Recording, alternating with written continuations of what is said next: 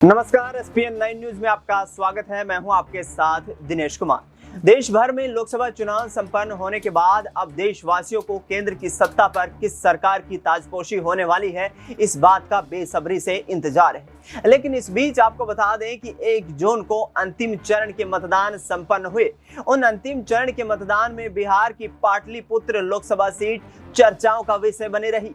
Pataliputra Lok Sabha seat से India गठबंधन की तरफ से मीसा भारती को प्रत्याशी बनाया गया था, तो दूसरी तरफ एनडीए ने रामकृपाल यादव पर दांव लगाया था। ऐसे में पाटलिपुत्र में हुए लोकसभा चुनाव मतदान के दौरान रामकृपाल यादव पर गोलीबारी की खबरें और फायरिंग करने की भी खबरें सामने आई। उन्होंने आरोप लगाया कि आरजेडी के तमाम उपद्रवी कार्यकर्ताओं ने चुनाव को प्रभावित करने के लिए कदम उठाया और ऐसे में हम अब चुनाव आयोग और उसके साथ साथ प्रशासन से उचित कार्यवाही की मांग करते हैं। इसके साथ साथ लालू प्रसाद यादव के खिलाफ चुनाव आयोग में शिकायत भी दर्ज करवाई गई है। यानी कि कहीं ना कहीं भारतीय जनता पार्टी इस पूरे मुद्दे पर आरजेडी की तमाम रणनीतियों का पर्दाफाश करने की बात कर रही है, तो दूसरी तरफ आरजेडी की तरफ से इसे हार की बौखलाहट बताया जा रहा है।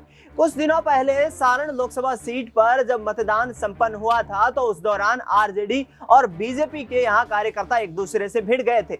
छपरा में वहां पर गोलीबारी की खबरें भी सामने आई और उस फायरिंग के दौरान ये घटना घटित हुई कि 2 से 3 युवकों को अपनी जान से हाथ धोना पड़ गया था। ऐसे में क्या ये स्वस्थ लोकतंत्र की परिभाषा है? क्या इसी तरीके की लोकतांत्रिक प्रक्रिया के तहत चुनावी उम्मीदवार मैदान में उतरते हैं? और क्या इन्हीं उद्देश्य मंसूबों के साथ जीत दर्ज करना ही एक अंतिम उद्देश्य होता है? क्योंकि जिस तरीके का मामला यहाँ पर सामने आया है उसने सभी लोगों को चौंका दिया है। तमाम लोग यहाँ पर निंदा करते हुए नजर आ रहे हैं और जेडीयू और बीजेपी के ऊपर यहाँ एक तरफ आरजेडी की तरफ से जो आरोप लगाए जा रहे हैं कि चुनाव में हार की बौखलाहट के कारण कार्यकर्ता उग्र होते नजर आ रहे हैं, तो दूसरी तरफ विपक्षी दलों पर यहां निशाना साधने की कोशिश का आरोप बीजेपी पर लगाते हुए तमाम विपक्षी नेता नजर आ रहे हैं। मुकेश सहनी ने यहां पर कहा है कि जिस तरीके के परिणाम आने वाले हैं और जिस तरीके की सियासी घटनाएं घटित हुई हैं, बिहार में सिर्फ आप धर्म संप्रदाय के नाम पर राजनीति नहीं कर सकते। बिहार को आगे बढ़ाने की बात प्रधानमंत्री नरेंद्र मोदी के द्वारा पिछले 10 सालों में नहीं की गई है।